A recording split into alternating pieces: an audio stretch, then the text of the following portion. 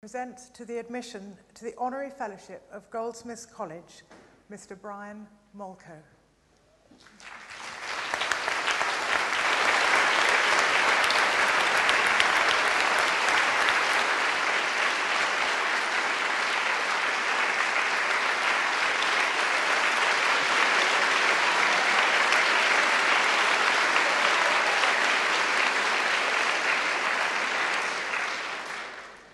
Chair, I present to you Mr Brian Molko for admission to the Honorary Fellowship of Goldsmiths College. Guitarist, singer, songwriter, sometime DJ. Since graduating from Goldsmiths in 1993, he's been a member of the rock band Placebo, which, having released 6 albums and undertaken 6 world tours with sales of 12 million albums worldwide, has been called one of the most influential, original, and uncompromising successes ever to grace rock music. Brian's songs have been described in the Times as tales of pleasure, pain, and deviant sex. Over the years, he's collaborated with countless artists, too many to mention, but these include Jane Birkin, David Bowie, Robert Smith and The Cure, and Michael Stipe of R.E.M. Born in Brussels to an American Jewish businessman father and a Scottish Catholic mother, Brian spent periods in Lebanon and Liberia as an infant before his family finally settled in Luxembourg, a country he does not like, and which is compared to David Lynch's Twin Peaks. After completing his education at the American International School of Luxembourg, therefore, he came to Goldsmiths to read drama and theatre arts, matriculating when he was only 17 years old. This meant that he was, of course, the youngest person on the programme and is remembered by members of the drama department as a quiet student, despite his penchant for wearing kohl eyeliner. Needless to say, Brian was by no means the first man to wear makeup at Goldsmiths, although he did make a bit of an impression with his nude performance in Scar Tissue, his quasi-autobiographical final year performance piece. Brian has explained that for him, graduating was a liberating experience because he felt that it meant he had fulfilled his parents' expectations. Living on income support in Drakefell Road, trying to find the money to make short films and performing in small Deptford pubs was a different matter, however. Things changed after a chance meeting with another former student of the American International School of Luxembourg, Stefan Oldstall, at South Kensington Underground Station. Brian suggested that Stefan watch him play an acoustic set in Deptford. After the gig, apparently, Steph came up to Brian and said, "I really like what you're doing. Let's make some music together and see what happens." Once they'd recruited a drummer, I believe it was in a Burger King in Lewisham High Street, if I got that correctly, a classic rock trio was formed, with Brian on guitar and vocals and Stefan playing bass.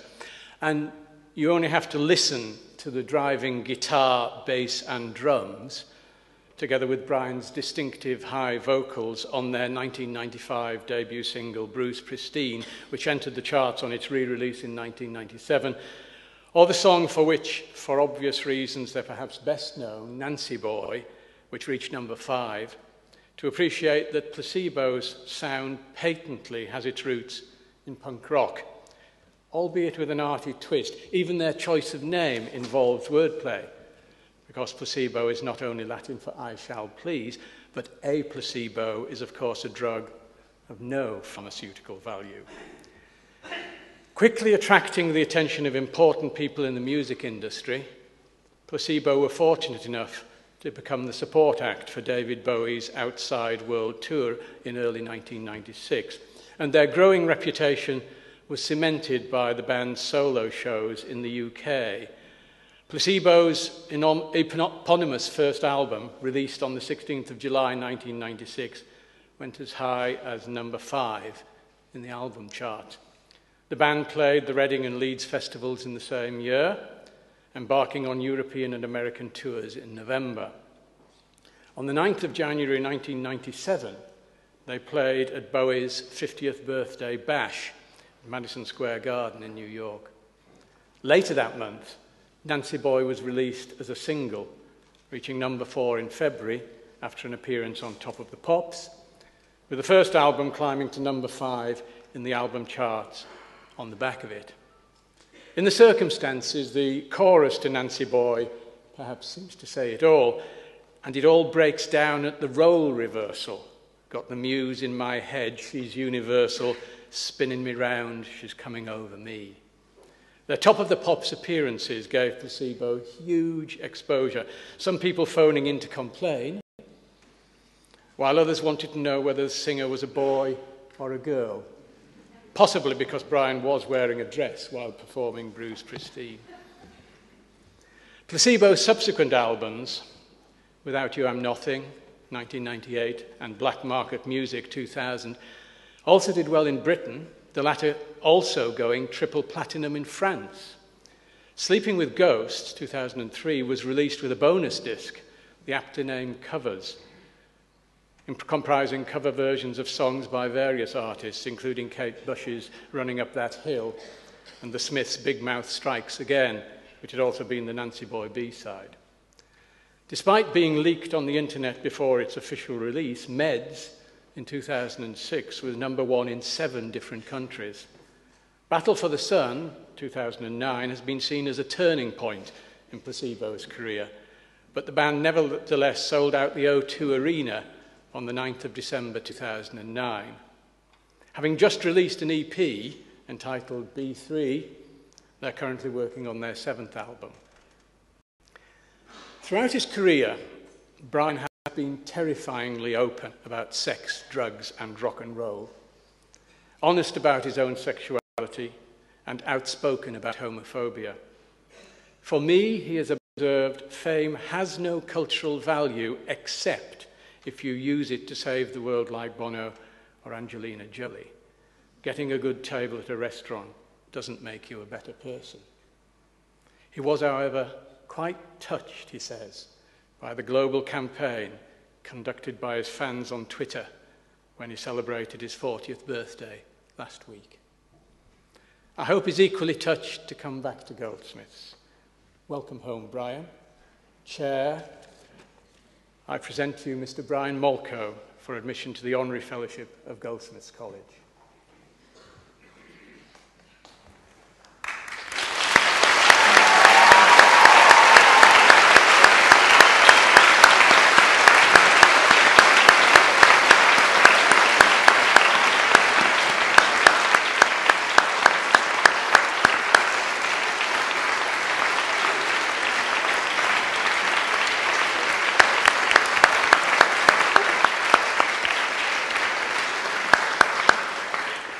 By the authority vested in me, I grant you admission to Honorary Fellowship of Goldsmiths.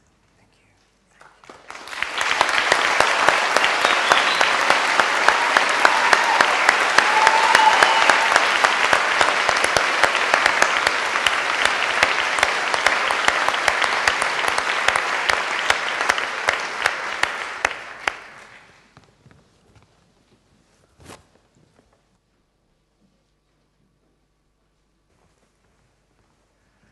I call upon Mr. Molko.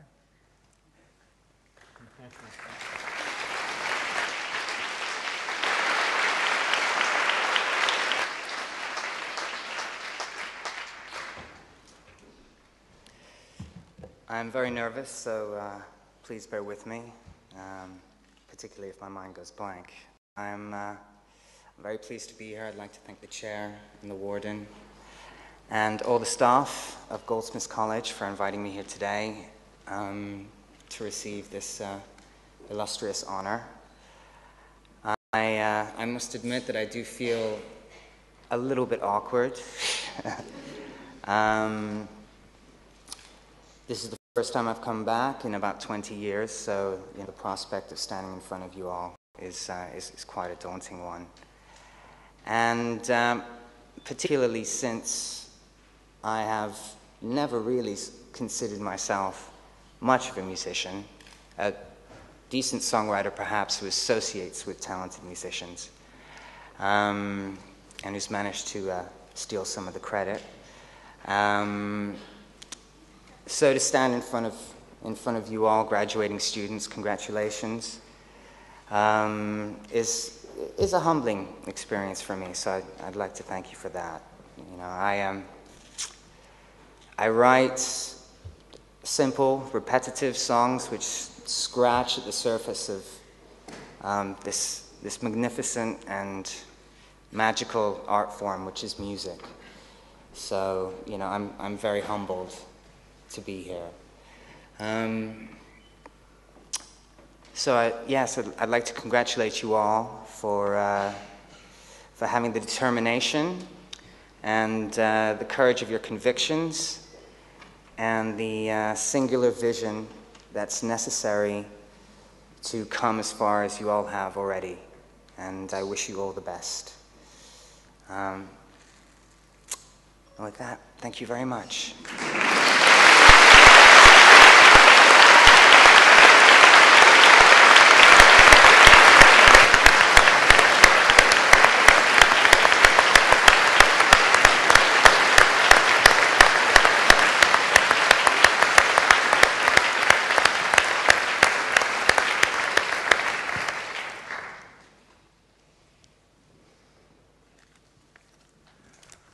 Well, it really is a special day, isn't it?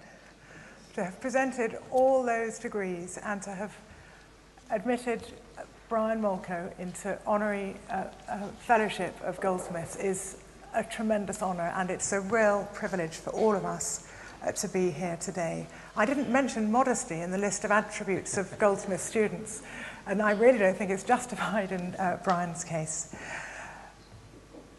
But what more is there to say? In the immortal words of Bradley Wiggins, there is a free bar round the back.